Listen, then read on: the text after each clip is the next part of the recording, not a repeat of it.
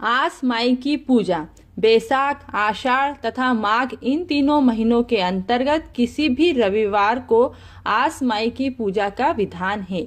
अधिकांश बाल बच्चे वाली महिलाएं ही यह व्रत करती हैं। इस दिन भोजन में नमक का प्रयोग वर्जित है। तांबूल पर सफेद चंदन से चित्र अंकित करें। 4 कोड़ियां रखकर पूजा करें। तत्पश्चात चौक पर कलश स्थापित करना चाहिए। उसी के समीप में ही आस माई को स्थापित करना चाहिए।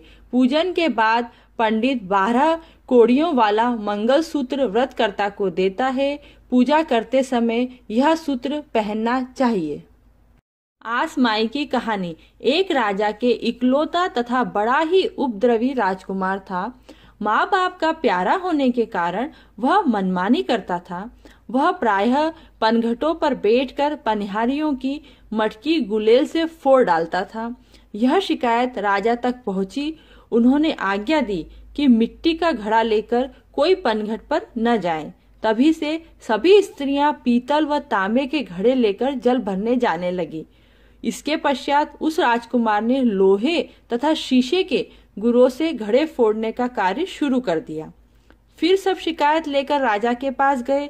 राजा बहुत क्रोधित हुआ तथा अपने पुत्र को देश निकाला दे दिया।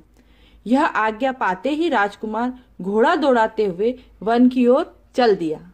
थोड़ा आगे बढ़ने पर 4 बूढ़ी माइयों से उसकी भेंट हुई। अचानक राजकुमार का चाबुक गिर गया। उसने उतरकर चाबुक उठाया तथा फिर वह आगे बढ़ गया। बूढ़ी माइयों ने समझा उन्हें प्रणाम किया गया है, मगर नजदीक पहुंचने पर जब वे चारों प्रणाम की वास्तविकता पूछती हैं, तो वह उन्हें बताता है कि मैंने आप तीनों को नहीं, पर आसा माई जो चौथी बूढ़ी माई हैं, उनको प्रणाम किया है। राजकुमार की बात पर आस माई बहुत प्रसन्न हुई तथा 4 कोड़ियां देकर आशीर्वाद दिया कि जब तक यह कोड़ियां तुम्हारे पास रहेंगी, तुमसे कोई नहीं जीत सकेगा। तुम समस्त कार्यों में सफलता पाओगे, चाहे वह युद्ध हो या द्रुत कार्य। विद्या देवी का आशीर्वाद लेकर राजकुमार वहां से चल दिए। देश देशांतर का भ्रमण करते हुए एक राजधानी में पहुंचे। वहां का राजा जुआ खेलने में अति पारंगत था। प्रजाजन भी इस विद्या से काफी परिचित थे। राजकुमार पहले तो घाट पर एक धोबी को देवी द्वारा दिए गए कोड़ियों से पराजित करता है।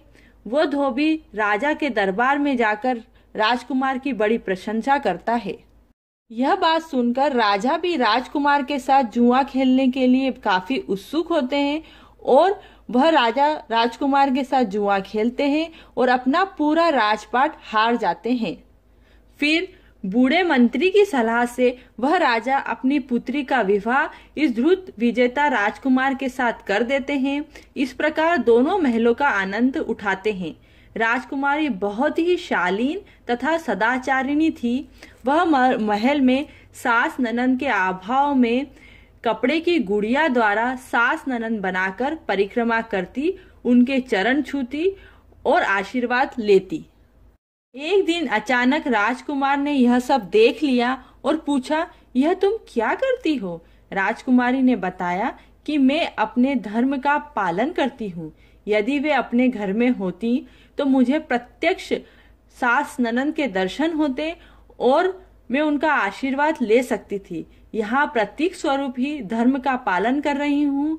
रानी की ऐसी उत्कृष्ट इच्छा जानकर राजकुमार सेना सहित घर जाने को तैयार हो जाते हैं। जब नई नवेली दुल्हन के साथ राजकुमार पिता की राजधानी में पहुंचते हैं, तो वह देखते हैं कि वियोग के कारण उनके माता पिता नेत्रहीन हो गए हैं। पुत्र का समाचार पाते ही राजा रानी अत्यंत प्रसन्न होते हैं तथा कुल मर्यादा के अनुसार वर वधू को महल में प्रवेश कराते हैं। बहू सास के चरण छूती है। सास के आशीर्वाद से कुछ दिनों बाद ही एक सुंदर बालक का जन्म होता है। आसमाई की कृपा से राजा रानी के नेत्र की ज्योति वापस आ जाती है और उनके सभी कष्ट दूर हो जाते हैं।